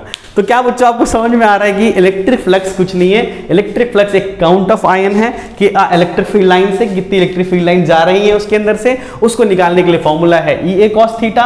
और आपको पता है फ्लक्स 3 बातों पर डिपेंड करता है, इलेक्ट्रिक फील्ड पे, एरिया पे और उनके बीच के एंगल के। Area is a vector quantity, उसकी डायरेक्शन रेडियली आउटवर्ड या इनवर्ड कहीं भी लिख सकते हो ओपन सरफेस के लिए। और आखिरी में एक बताओ यार यूनिट ऑफ इलेक्ट्रिक फ्लक्स कितना होगा, यूनिट ऑफ इलेक्ट्रिक फ्लक्स। तो सर निकाल लो यार, इसका कितना होता है, न्यूटन पर कूलम, इसका क्या हो गया, मीटर स्क्वायर, या फिर इसको वोल्ट मीटर भी लिख सकते हो। ठीक है, तो दीज आर द यूनिट्स। ठीक है, यूनिट है किसकी, इलेक्ट्रिक फ्लक्स की, तो ये इस तरह से निकाला जाता है। ठीक है, तो ये इलेक्ट्रिक फ्लक्स है बच्चों। क्या है ये, इलेक्ट्रिक फ्लक्स। तो इलेक्ट्रिक फ्लक्स कैसे कैसे डिपेंड करती है, किस किस बातों पर डिपेंड करती है, 2D सरफेसेस के लिए। आई होप ये आपको बात क्लियर हो रही है, ठीक है। तो बच्चों अब हम लोग करने वाले हैं क्या, इलेक्ट्रिक फ्लक्स के ऊपर क्वालिटी प्रॉब्लम्स। जो पिछला मतलब अभी जो टॉपिक तुमने सीखा है, पिछले टॉपिक जो सीखे हैं उसके ऊपर एक क्वालिटी प्रॉब्लम है। इस क्वालिटी प्रॉब्लम के अंदर आ जाओ, हम इसको क्वेश्चन करके दिखाते हैं ताकि आपका कॉन्सेप्ट बच्चों अच्छे से क्लियर हो जाए। स्क्रीन के ऊपर देखो, पहला क्वेश्चन देखो जरा एक बार बच्चों। पहले क्वेश्चन के लिए हमको सोल्यूशन करना है, इलेक्ट्रिक फ्लक्स निकालना। इजी सा क्वेश्चन है। क्या दे रखा है बच्चों, इलेक्ट्रिक फील्ड आपको कितना दे रखा है बताओ, 3 × 10⁻³ आई कैप दे रखा है। जी सर। एरिया वेक्टर के हिसाब से अगर आप देखोगे तो एंगल वगैरह हमको दे रखा है। उसने साफ साफ एक बात कही है बच्चों, क्वेश्चन पढ़कर देखो कि एक स्क्वायर है, उसका जो नॉर्मल है, स्क्वायर का जो बच्चों जो नॉर्मल है वो नॉर्मल ये रहा हमारा, और ये एंगल बना रहा है कितने डिग्री का, 60 डिग्री का बना रहा है। तो बच्चों फ्लक्स पूछ रहा है, तो फ्लक्स का फॉर्मूला क्या होता है, तो सर ये ई एस और कितना होता है cos थीटा। तो फ्लक्स में जो आ गया हमारे पास ई कितना हो गया, 3 × 10⁻³ एरिया कितना हो गया बच्चों, क्वेश्चन में दे रखा था 10 सेंटीमीटर है ना, स्क्वायर था तो 10 × 10⁻² है ना, सेंटीमीटर में है ना बच्चों यहाँ पर ये। तो आपको याद होगा कि किस तरह से इसको करते हैं हम लोग, या ऐसे लिख दो ना बच्चों, 10 यहाँ पर साइड में कर देता है, यहाँ पर 10 × 10 लिखा हुआ है, यानी कि 100 सेंटीमीटर स्क्वायर हो गया। 100 तो 100 × में 10 की पावर कितनी आ जाएगी, -4। तो 100 × 10 की पावर -4 को मीटर में बदल दिया बच्चों। और थीटा कितने डिग्री का, देखो इलेक्ट्रिक फील्ड इधर चल रही है, एरिया वेक्टर इधर चल रहा है, एंगल कितने डिग्री का, 60 डिग्री का। तो कितना आ गया बच्चों, 3 × में देखो यहाँ से करोगे इन दोनों का तो 10 की पावर कितना बच जाएगा, -2। इसको इससे करोगे तो कितना आ जाएगा, 10 बच जाएगा। और कॉस की वैल्यू कितनी होती है, 60 की 1/2 काट दे इसको तो कितना आ जाएगा, 5। कितना आंसर आ गया, 15 Newton per coulomb meter square. कौन सा ऑप्शन बच्चों, ऑप्शन ए। ऑप्शन ए मतलब एप्पल, ठीक है ना, एप्पल का ये हमारा आंसर हो गया, ठीक है। वेरी इजी यार, कोई दिक्कत ही नहीं इसके अंदर, पहला क्वेश्चन है ना, आसान था। अब आ जाते हैं क्वेश्चन नंबर 2 पर। स्क्रीन के ऊपर देखेंगे क्वेश्चन नंबर 2 है ना। अब इसका सोल्यूशन देखो जरा एक बार, सोल्यूशन 2 सेकेंड क्वेश्चन जो है स्क्रीन के ऊपर ध्यान देना। कहता है कि electric field in a region is given by, ध्यान दो कैसे दिया है। तो सर ये इलेक्ट्रिक फील्ड आपको दिया है यहाँ पर 3/5 E0 आई कैप प्लस 4/5 E0 जे कैप, ठीक है बच्चों, ये दिया है। हाँ, वेयर आपको ऑलरेडी बताया गया है कि E0 जो दिया है वो 2 × 10⁻³ न्यूटन पर कूलम में दिया हुआ है। फ्लक्स निकालना है रेक्टेंगुलर सरफेस एरिया, आपको बच्चों एरिया भी दिया हुआ है कितने का, 0.2 मीटर स्क्वायर का, पैरेलल टू YZ प्लेन। यहां पर इन क्वेश्चनों में बच्चों का प्रॉब्लम सिर्फ ये, तो डायग्राम अंडरस्टैंड नहीं कर पाते, इसलिए डायग्राम ध्यान से समझना, एक्स वाई और ये क्या बना रहा हूं बच्चों, Z बना रहा हूं। तो एरिया जो है ना YZ प्लेन में, तो सर यहां पर इस तरीके से ये, तो इसका जो एरिया वेक्टर होगा, एरिया वेक्टर वो किधर होगा सर, वो इधर आ जाएगा इस डायरेक्शन में, इधर आउटवर्ड बना सकता हूं मैं यहाँ पर, ये एरिया वेक्टर हो गया है ना। यानी आपके पास ये प्लेन है, इसका एरिया वेक्टर हमारा एक्स की डायरेक्शन में चले जाएगा, जो कि दिख रहा है आपको यहाँ पर। तो सर हमको निकालना क्या था, हमको तो फ्लक्स निकालना था। क्या निकालना था, फ्लक्स निकालना है। तो फ्लक्स कैसे निकाल सकता हूँ बच्चों, फॉर्मूला लिख दो यार, EA cos थीटा। तो इलेक्ट्रिक फ्लक्स कैसे निकालूं, इलेक्ट्रिक फील्ड तो दिया हुआ है सर, कितना दिया हुआ है, अब देख लो यार, यहाँ पर मेरे को दिया हुआ है 3/5 E0 आई कैप, ठीक जी सर। और साथ में क्या दे रखा है मेरे को, ए वेक्टर फॉर्म में है, तो यार इसको ऐसा कर लेते हैं ना, वेक्टर फॉर्म में यूज़ कर लेते हैं इसको। अगर वेक्टर फॉर्म में करोगे तो जल्दी आंसर आ जाएगा सर, कैसे, E.A वेक्टर कर लो। ई वेक्टर का मतलब क्या लिखते हैं यहाँ पर, 3/5 E0 आई कैप प्लस 4/5 E0 जे कैप इनटू में एरिया वेक्टर बच्चों कितने का आ गया, 0.2 आई कैप। आई कैप क्यों, क्योंकि area vector outward, readily outward होता है बच्चों, अभी हमने समझा था थोड़ी देर पहले। जरा देख लो यहाँ पर, तो इसकी से इंटू करेंगे तो क्या होगा, आई के साथ इंटू हो जाएगा, जे के साथ 0 हो जाएगा। जब इसकी से इंटू हो जाएगी तो कितना आ जाएगा सर, 3/5 E0 इंटू में 0.2 आई कैप, ठीक है ना, ये आई कैप। तो आई और आई कितना हो जाएगा, 1 हो जाएगा। आई और आई कितना हो जाएगा बच्चों, 1 हो जाएगा। डॉट प्रोडक्ट कर रहा हूँ यहाँ पर, तो कितना बच गया यहाँ पर, 3/5 इंटू में 0.2 इंटू में कितना हो गया, E0 बोले तो बच्चों कितना, 3/5 इंटू 0.2 इंटू में E0 की वैल्यू कितनी दे रखी थी इन्होंने, 2 × 10⁻³ बच्चों, है ना, ये दिया हुआ है। तो बस अब खत्म कहानी। अब कैसे कर सकते हैं इसको, तो पॉइंट हटा लो, यहाँ लगा दो 10, ठीक है, इसको कट कर दो तो ये आ जाएगा 10⁻², यहाँ हो जाएगा 3 × 6 12, 12/5 इंटू 10⁻²। अगर आप इसको कट कर देते हो, स्पेस नहीं था, यहाँ देखो जरा, 240 newton meter newton per coulomb meter square ये हमारा आंसर। कौन सा आंसर है? Option number B for ball. क्या आया? बॉल को देखना चाहते हो? बॉल देखोगे? ये देखो बी फॉर बॉल, ठीक है, बॉल आ गया। तो यानी कि क्या है यहाँ पर? इसका आंसर बी हो गया। वेरी इजी यार, देखो कुछ नहीं है इसके अंदर। इलेक्ट्रिक फील्ड दिया हुआ था, एरिया दिया हुआ था, एरिया आउटवर्ड चलता है, डायरेक्शन ये रही हमारे पास, ये हमारा आंसर आ गया। इजी, बोलो ये YZ में रखा हुआ था तो इसका एरिया वेक्टर इधर आ जाएगा। Solution number 2। बच्चों देखो ध्यान से करोगे, एक बार पॉज करके जरूर देख लिया करो, खुद से भी करके, मैं कर रहा होता हूँ तब तक तुम भी कर लिया करो, करके देखोगे तो तुम्हें बढ़िया लगेगा। सोल्यूशन नंबर 3 जरा देखो। सोल्यूशन नंबर 3 बोलता है क्या कि if the number of field lines entering to the close surface is 20,000। मान लो कि एक क्लोज सरफेस, ये ऐसे ले लेते हैं यहाँ पर कोई भी चीज़ है ना, इसमें से निकल कितनी रही है ना, निकल कितनी रही है? तो सर इसमें से निकल रही है 20,000 लाइन, ठीक है। इमर्ज निकल रही, क्लोज टू सर एंटरिंग है बच्चों, ये एंटरिंग है, एंटर कर रही है, लेकिन इमर्ज कितनी हो रही है? तो 45,000 क्वेश्चन में कहा गया है। तो बोलता है कि फ्लक्स निकालो, फ्लक्स। तो नेट फ्लक्स जो आता है बच्चों, नेट फ्लक्स अगर आप कह रहे हो, नेट फ्लक्स अगर आपको निकालना है तो यहाँ पर फाई जो यहाँ इमर्जिंग है, इमर्जिंग मतलब जो बाहर निकल रही है, माइनस का फाई जो एंटर कर रही है, क्या कर रही है? एंटरिंग। तो बच्चों इमर्जिंग वाले में कितने हैं? इमर्जिंग जो बाहर निकल रहे हैं, तो सर वो 45,000 है। अब काउंट ऑफ लाइन से होते हो बच्चों, कितनी लाइन गिन रहे हैं, वही लाइन होती है सारी। और ये कितने का है बच्चों? 20,000 का। तो कितना आ गया इसका आंसर? 25,000, ठीक है ना। 25,000 क्या हो गया इसका आंसर हो गया। तो कौन सा ऑप्शन है बताओ जरा? Option A for Apple. Apple माने सेब। यानी कि क्या है ये? इस तरीके से। यानी कि बच्चों यहाँ पर क्या है, एक बड़ा अच्छा सा कॉन्सेप्ट सिखाया मैंने आपको, फील्ड लाइंस यानी काउंट ऑफ लाइंस को ही फ्लक्स कहते हैं। मान लो कि अगर 45,000 बाहर निकल रही है, 20,000 अंदर जा रही है, तो नेट कितना हो गया? 25,000। नेट कितना हो गया? 25,000। और अगर जितनी जाती उतनी ही बाहर आती तो फ्लक्स कितना आ जाता? 0। जितनी एंटर करती उतनी ही अगर एग्जिट कर जाती तो आंसर कितना आ जाता? 0। समझ में आ रही बात है? So easy. Solution number 4। Solution number 4 देखो बच्चों, कह रहे कि if electric field is E0 I cap, ठीक है, मतलब इलेक्ट्रिक फील्ड x एक्सिस पे लग रही है। Find flux through the square of side place in XY plane. बहुत सुंदर सा है, इजी है, लेकिन समझो कॉन्सेप्ट ठीक करना है मेरा तुम्हारा यार। ये x है, ये y है, ये z है। क्वेश्चन देखो, क्वेश्चन में कहता है बच्चों कि स्क्वायर आपका XY प्लेन में है। तो ये रहा आपका XY प्लेन, ये आपका स्क्वायर है, ये आपका स्क्वायर है। इलेक्ट्रिक फील्ड कहाँ दे रखा है उसमें देखो, तो सर दे रखा है E0 I कैप। तो इलेक्ट्रिक फील्ड x एक्सिस पे चल रही है। कहाँ चल रही है? x एक्सिस पे। ये रही इलेक्ट्रिक फील्ड। इलेक्ट्रिक फील्ड ऐसे चल रही है, ऐसे। तो बताओ कि किसका फ्लक्स क्या है। तो तुम ऐसे सोच सकते हो कि कोई सी लाइन है इसके अंदर जो लाइन इसको ऐसे आर पार करते हुए, चीरते हुए निकल रही हो, ऐसा कोई भी नहीं है। आर पार ऐसे घुस के निकलते हुए कोई भी नहीं है, सीधा ऐसे निकल जा रही है, सीधा पार करते हुए जा रही है, यानी टच कर रही है लेकिन पार नहीं कर रही, छेद नहीं कर रही इसके अंदर। इसलिए इसका आंसर कितना होना चाहिए? 0 होना चाहिए। क्या होना चाहिए? 0। वैसे भी तुम्हें पता होगा बच्चों, इसका जो नॉर्मल होगा, इस एरिया का नॉर्मल आउटवर्ड होगा, तो आउटवर्ड के लिए डॉट लगाते तो इसका इधर आ गया। तो तुम वैसे भी सोच सकते हो कि एरिया वेक्टर और इलेक्ट्रिक फील्ड के बीच में एंगल 90 डिग्री का बन रहा है। तो अगर कोई बच्चा बोलता है सर फ्लक्स कैसे निकालोगे, तो मैं बोलता हूँ कि भाई EA और cos थीटा होता है, cos थीटा। लेकिन तुम देख पा रहे हो कि EA और यहाँ एंगल कितने डिग्री का है? 90 डिग्री। कैसे? एरिया वेक्टर बाहर आ रहा है और इलेक्ट्रिक फील्ड इधर जा रहा है, तो 90 डिग्री का एंगल हो गया। और cos 90 कितना होता है बच्चों?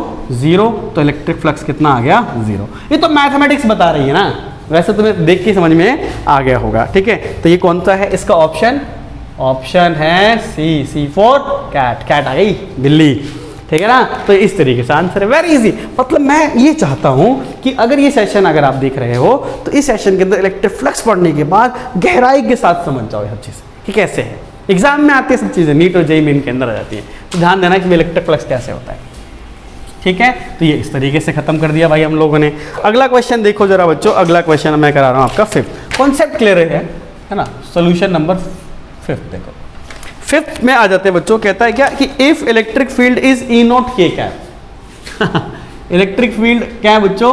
E0 K cap. मतलब क्या कि इलेक्ट्रिक फील्ड किसकी डायरेक्शन में लग रही होगी? Z की डायरेक्शन में। किधर लग रही है? Z। Flux through the square of side A placed in X Y plane, ठीक है ना, नहीं प्लेस्ड इन, हाँ एक्स वाई प्लेन, सब कुछ वही है ना, सब कुछ वही है, लेकिन जरा देखो बच्चों, ये x है, ये y है, ये z है, ठीक है सर, ये मेरे पास स्क्वायर है, स्क्वायर का साइड a है, स्क्वायर का साइड a है।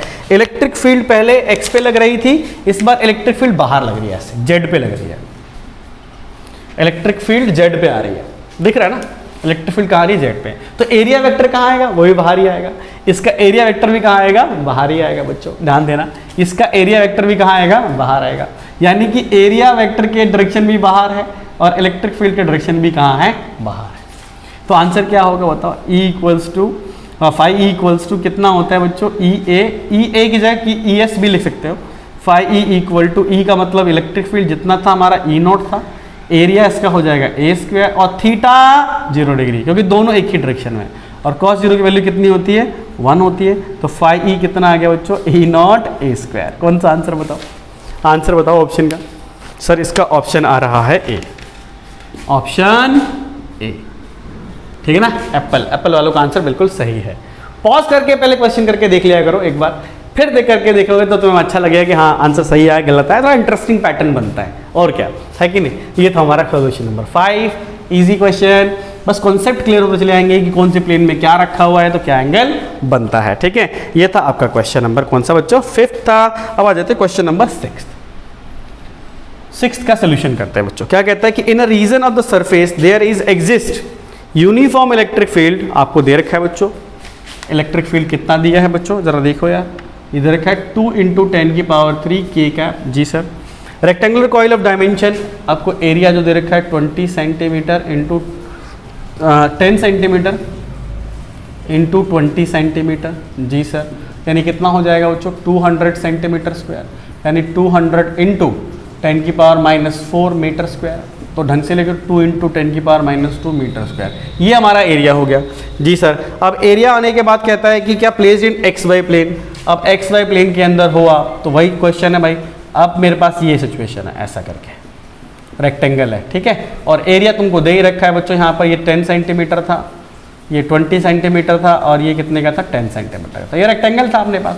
तो आप बताओ इसका एरिया वेक्टर कहाँ लाई करेगा, तो सर इसका एरिया वेक्टर बाहर आएगा, एरिया वेक्टर कहाँ आएगा सर, इसका बाहर आएगा। इसका इलेक्ट्रिक फील्ड कहाँ है सर, वो भी बाहर ही है, क्यों, क्वेश्चन में कहा है कि k कैप पर है, जैसे पिछले केस में था, ये x है, ये y है और ये z है, z मतलब बाहर की तरफ। तो दोनों अगर बच्चों दोनों एक ही तरफ आगे होंगे तो तुम क्या कह सकते हो, इलेक्ट्रिक फ्लक्स कैसे निकाल सकते हो, सर निकाल दो, E cos थीटा, E कितने का, तो सर 2 × में 10⁻3, A कितने का, तो A लिख दो यार 2 × 10⁻⁻2, थीटा कितने का 0 डिग्री का, सेम डायरेक्शन में आ रहा ना, तो कितना हो गया 4 × में 10 की पावर कितनी बची बच्चों -1, ओह सॉरी +1, 2 था ना, ये 2 था, तो ये मेरे पास ये बच जाएगा यहाँ पर, है कि नहीं, तो कितना आ जाएगा बच्चों 40, कितना आ गया 40, यहाँ लिख दें 40 न्यूटन पर मीटर स्क्वायर पर कूलम, ठीक है। तो विच ऑप्शन इज ए, फिर आ गया option A for Apple. Got it, आसान है, इजी है, हाँ सर आसान है, डायग्राम बेस पर थ्योरेटिकल लिखाएंगे, डायग्राम बना लोगे बनते चले जाएंगे, ठीक है। क्वेश्चन नंबर 6 है ना, आज मजा आ रहा होगा यार, है ना, इसमें करते रहना यार, कमेंट कर देना अच्छा लगे तो, है ना। सोल्यूशन नंबर 7 देखो जरा बच्चों कि in a electric field given, देखो बच्चों आपको इलेक्ट्रिक फील्ड दिया है, इलेक्ट्रिक फील्ड कितना दिया है 10I cap 3J cap 4K cap, ठीक है, ये दिया हुआ है। Calculate electric flux to surface, आपको देखो एरिया जो दे रखा है इसने 10 यूनिट्स दे रखा है, कितना दे रखा है 10 यूनिट्स का, YZ प्लेन में है, कौन से प्लेन में है YZ प्लेन में है, ठीक है सर। तो ये हो गया x, ये हो गया y और ये हो गया z, तो YZ प्लेन के अंदर आपको एक ये दे रखा है रेक्टेंगल है बच्चों, हाँ जी, ठीक है। इलेक्ट्रिक फील्ड इतना दिया है, फ्लक्स थ्रू सरफेस नहीं, कुछ भी दे रखा है, एक सरफेस दे रखा है, कुछ भी हो सकता है, मैंने एक ये सरफेस ले लिया, YZ प्लेन में रखा हुआ है, YZ में, तो इसका जो एरिया वेक्टर होगा वो कौन से किधर लाई करेगा सर, तो सर इसका एरिया वेक्टर इधर लाई करेगा, I कैप की तरफ, एरिया वेक्टर कहाँ करेगा I की तरफ लाई करेगा। अब इलेक्ट्रिक फील्ड तो तीनों हर डायमेंशन में चल रही है, जी सर, तो कैसे निकालेंगे जरा देखो, तो phi E equal to sir ये लिख सकते हैं E vector dot A vector, हाँ जी सर लिख सकते हैं, तो phi E इक्वल टू कितना भाई, ये E वेक्टर कितना आ जाएगा बोलो, तो सर आ गया 10I cap 3J cap 4K cap dot area vector कितना 10 यूनिट दे रखा था, और आई कैप। क्यों आई कैप? क्योंकि आपको पता है कि एरिया वेक्टर रेडियली आउटवर्ड होगा, तो इस तरीके से बनाएंगे। तो अब इसकी इंटू कर दो यार, तो आई वाले की किससे कर दो? आई से, बाकी सब जीरो हो जाएगा, तो कितना आ जाएगा? 100 यूनिट्स। ये 100 यूनिट्स, क्योंकि इसके यूनिट्स में लिखा था तो 100 यूनिट्स में लिख देंगे। तो ऑप्शन कौन सा आ गया? C. Option C, C is the correct answer, C is the correct answer. ठीक है, तो एरिया वेक्टर इधर चल रहा है, इंटू कर दिया, आसानी से काम होता चला जा रहा है। मुझे नहीं लगता कोई समस्या वाली बात है। Solution number 7, very nice all of you, very good, है ना। ऐसे अटेम्प्ट करते रहोगे क्वेश्चन, मजा आता रहेगा। सोल्यूशन नंबर 8, अच्छा प्रॉब्लम है, ध्यान देना। ये वेरिएबल इलेक्ट्रिक फील्ड के ऊपर क्वेश्चन लिया है, जरा देखना। कह रहा है कि a square of side A lying in the X Y plane such that 2 of its lying on the axes. ठीक है, अब आपको क्वेश्चन में ऐसा दिया गया है, तो जरा देख लो यार कि एक एक्स वाई प्लेन में लिया हुआ है, ये एक्स वाई प्लेन है जिसको एरिया 2 एक्सेस पे टच कर रहा है। जी सर, ये है। इसकी साइड लेंथ कितनी लेनी है बच्चों? साइड लेंथ लेनी है ए, जैसे क्वेश्चन में कहा गया है। इलेक्ट्रिक फील्ड जरा देखो जरा बच्चों, क्या दे रखा है इन्होंने? ई नॉट एक्स के कैप, ई नॉट एक्स के कैप। तो ये x लिख देने की वजह से क्या बच्चों? इलेक्ट्रिक फील्ड वेरिएबल हो गया। अलग अलग x के ऊपर क्या होगी वैल्यू? अलग अलग होगी। अलग अलग x की वैल्यू पर इलेक्ट्रिक फील्ड अलग होगी। तो क्या बच्चों इस टाइम इलेक्ट्रिक फील्ड मेरा वेरिएबल है? इलेक्ट्रिक फील्ड मेरा क्या है? वेरिएबल है। तो ध्यान देना, इसमें इलेक्ट्रिक फील्ड किसका है? वेरिएबल है। जहां पर आपको कहा गया है कि ई नॉट एक कांस्टेंट है, तो बच्चों फ्लक्स निकाल के दिखाओ। इसके थ्रू क्या निकाल के दिखाओ? फ्लक्स। जब मैं इसके थ्रू फ्लक्स निकालना चाहूंगा तो मैं क्या करूंगा? सबसे पहले जाके बच्चों यहां पर एक स्ट्रिप कट कर लूंगा, क्योंकि हमको तो पता नहीं है ना बच्चों कि कितनी इलेक्ट्रिक फील्ड होगी अलग अलग पॉइंट पे। तो मैंने यहां पर जाके dx लेंथ ले लिया, यहां से लेके यहां तक x दूरी पे जाके dx कट कर लिया। सबके सब ये स्क्वायर ही है, तो ऑब्वियस सी बात है ये a ही होगा। तो तुम बता सकते हो क्या बच्चों इस छोटे वाले का एरिया ऑफ स्मॉलर रीजन क्या होना चाहिए? तो सर एरिया आ जाएगा, क्या आएगा सर? आप इसको dA मान लो, और dA के लिए मान के चलोगे तो a इंटू में dx हो जाएगा। इसका लेंथ तो होगी a, और dx इसकी विड्थ हो जाएगी, तो ये dAx हो जाएगा। अच्छा सर, ठीक है। और इसकी डायरेक्शन क्या होगी? तो k कैप होगी, क्या ना? k cap. क्यों? क्योंकि डायरेक्शन तो बाहर की तरफ ही आ रहा होगा, इसका एरिया वेक्टर होगा तो बाहर की तरफ आ रहा होगा। जी सर। इलेक्ट्रिक फील्ड उन्होंने दे ही रखा है, वो भी बाहर की तरफ ही आ रहा है, तो एंगल 0 डिग्री का बन सकता है यहाँ पर। तो क्या मैं इलेक्ट्रिक फील्ड निकालना चाहता हूँ, इलेक्ट्रिक फ्लक्स निकालना चाहता हूँ बच्चों, इलेक्ट्रिक फ्लक्स, तो मुझे क्या करना पड़ेगा? तो सर ये करना पड़ेगा ई वेक्टर डॉट कितना बोलो? dA vector. क्या बच्चों इंटीग्रेशन की जरूरत पड़ जाएगी? बोलो हाँ। सर एरिया छोटा है तो पूरा कट करके लेना पड़ेगा, तो इंटीग्रेशन की मुझे जरूरत पड़ेगी यहाँ पर। तो इंटीग्रेशन हो गया, ई नॉट की जगह पे क्या ले सकता हूँ? ई की जगह पे ई नॉट एक्स के कैप है, सबको पता है। dA की जगह पे क्या आ जाएगा बच्चों? dA की जगह आ जाएगा a dx, और कॉस कितने डिग्री का? 0 डिग्री। कॉस 0 डिग्री क्यों? क्योंकि एरिया वेक्टर भी बाहर है, एरिया वेक्टर भी बाहर है, और इलेक्ट्रिक फील्ड भी बाहर है। तो इलेक्ट्रिक फ्लक्स के हिसाब से चले तो हम लोग कितना आ जाएगा सर? ये ई नॉट a x dx ये आ रहा है। लिमिट कहाँ से कहाँ तक? तो शुरुआत यहाँ से कटिंग करोगे, यहाँ तक जाओगे, तो 0 से लेकर कहाँ तक चलोगे? a तक चलोगे। तो 0 से लेकर a तक चल रहे होगे तो क्या आएगा सर आंसर? तो phi equal to E naught a तो बाहर कर दो, ई नॉट a तो बाहर कर दो, x का x और dx बच गया 0 से a। तो बच्चों क्या आंसर आएगा? तो ई नॉट a, ठीक है, यहाँ हो जाएगा x²/2, 0 से कितना a, ठीक। फाई इक्वल टू कितना आ गया बच्चों? ई नॉट a, यहाँ हो जाएगा a²/2। तो इलेक्ट्रिक फ्लक्स कितना आया सर? तो ई not a³/2, E not a³/2। है ना इंटरेस्टिंग क्वेश्चन कि इंटीग्रेशन क्यों आया? इंटीग्रेशन इसलिए आया क्योंकि यहाँ पर इलेक्ट्रिक फील्ड कैसी थी? वेरिएबल। कौन सा answer? Option D for dog.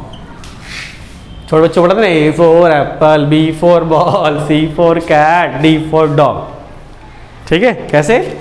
A for apple, B for ball, C for cat, D for dog. तो ये कौन सा आंसर है? डॉग। तो ये इस तरीके से आंसर आ रहा है। छोटे बच्चे की तरह पढ़ाता हूँ मैं आपको, ताकि हर एक पॉइंट, बड़ी बड़ी बातें आपको छोटी तरीके से समझ में आने लगे।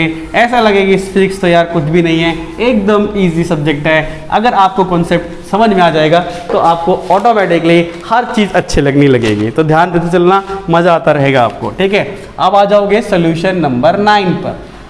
9th प्रॉब्लम क्या कह रहा है सर? कह रहा है कि भाई इलेक्ट्रिक फील्ड आपको दिया हुआ है, यहाँ पर क्या दिया है sir? E = E0 x k।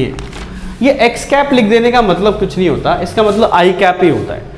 कई बार पेपर में मैंने देखा हुआ है अपनी एनालिसिस के अकॉर्डिंग कि कई बार वो क्या करते हैं, आई कैप की जगह पे क्या लिख देते हैं, एक्स कैप लिख देते हैं। तो अगर वो एक्स कैप लिख दे तो डरना नहीं है, इसका मतलब वो आई कैप की डायरेक्शन में बोल रहा है, ठीक है। तो आई कैप की डायरेक्शन में हो गया where E naught is the constant the flux through the shaded area, जो कि आपको बना रहा हूं मैं यहाँ पर तुम्हारे लिए यार, तुम्हारे लिए हर चीज़ बना के दिखा रहा हूँ मैं यहाँ पर, ठीक है। किस तरीके से है डायग्राम देखो जरा यार कैसे बनाया गया है एग्जाम में। इस तरीके का कुछ डायग्राम है जिसका ये पॉइंट है 0 0 0, ठीक है सर। ये है हमारा 0 A 0, ठीक है सर। ये वाला जो पॉइंट है वो A A A, और ये वाला जो पॉइंट है बच्चों A 0 A, जहाँ पर इसको मैंने माना है Z, इसको माना है X, इसको क्या माना है Y। इस एरिया के थ्रू मुझे क्या निकालना है बच्चों, फ्लक्स निकालना है, फ्लक्स। तो इसका मतलब क्या है बच्चों, इस बार ध्यान देना कि ये जो स्क्वायर है, ये वाला ये जो स्क्वायर है, ये स्क्वायर पहले सीधा था ना, इसको ऐसे थोड़ा झुका दिया है, थोड़ा सा ऐसे टिल्ट किया हुआ है ना, दिख नहीं रहा होगा पर ध्यान देना, थोड़ा सा टिल्ट किया हुआ है, थोड़ा तिरछा टाइप का दिख रहा होगा। क्यों? क्योंकि इसका देखो ये आउट ऑफ द प्लेन आ रहा है, ये इस प्लेन में है, ये इस लाइन के ऊपर थोड़ा झुका हुआ है, थोड़ा क्या हुआ है, झुका हुआ है। अच्छा, तो अगर मैं क्या करता हूँ, एक छोटा सा कंस्ट्रक्शन करता हूँ, इधर मान ले ऐसे करके, ऐसे करके एक मैंने ऐसे अपनी तरफ से कंस्ट्रक्शन कर दिया, क्यूबॉइड का पार्ट बना दिया, क्यूब का पार्ट बना दिया। तो इधर मैं बना रहा था क्यूब टाइप का बन जाएगा। हाँ जी सर, देखो ऐसे ऐसे मिला देता हूँ इसको, इसको ऐसे करके ऐसे मिला देता हूँ, तो ज़रा देखो थोड़ा सा एक क्यूब बनता हुआ दिखाई पड़ रहा होगा, और क्यूब के अंदर ये दिखा रहा होगा, डायगोनल के थ्रू लग रहा होगा, लग रहा है कि नहीं लग रहा है लग रहा होगा, है ना बच्चों। तो ये बताओ कि अगर मैं ये कहता हूँ कि ये वाला पॉइंट कितना होगा सर, ये वाला, तो ये YZ प्लेन में है, तो 0 A A का पॉइंट होगा, है ना, 0 A का। ये वाला कौन सा पॉइंट होगा, तो 0 0 A का पॉइंट होगा, Z के ऊपर रखा हुआ है। तो यहाँ से लेके यहाँ तक की दूरी, यहाँ से लेके यहाँ तक की दूरी कितनी होगी सर, ये A ही होगी। यहाँ से लेके यहाँ तक की दूरी कितनी होगी, A होगी। अच्छा, ये कितना होगा सर, ये भी A होगा। तो प्यारे बच्चों, डायगोनल वाला कितने का होगा, ये डायगोनल वाला, तो सर ये हो जाएगा √A² प्लस का A², तो आ जाएगा सर √2A हो जाएगा। कितना हो जाएगा, √2A। ये भी A है, ये भी A है, 90 डिग्री का एंगल है, तो कितने का होगा, √2A का होगा। तो कोई बच्चा बता सकता है बच्चों कि यहाँ एंगल कितने डिग्री का होगा, ये वाला एंगल कितने डिग्री का होगा।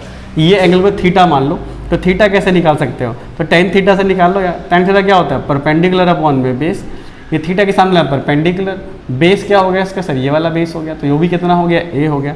तो tan कितना हो गया बच्चों, ये कट गया, 1 आ गया, तो थीटा इक्वल टू कितना आ गया, 45 डिग्री आ गया, है ना, 45 डिग्री पे होता है। तो ये वाला जो एंगल आ रहा है बच्चों कितने डिग्री का आ रहा है, 45 डिग्री पर।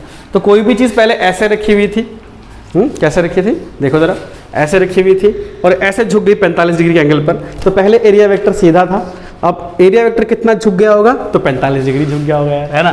तो यानी इसका एरिया वेक्टर जो आएगा, इस वाले का एरिया वेक्टर जो n कैप होगा, वो पहले जो स्ट्रेट लाइन थी उसके साथ कितने डिग्री एंगल बनाएगा, तो सर 45 डिग्री का। बच्चों एक बात सोचो ना यार, ये ऐसे रखा हुआ है एरिया वेक्टर, जैसे ये पेन दिख रहा है तुम्हारे, ये अब मैं कह रहा ऐसे 45 डिग्री झुका, ये सीधा था तो 0 था, ऐसे झुका तो 45, तो सीधे के साथ ये एंगल कितने डिग्री हो रहा है, 45 के बना रहे हैं।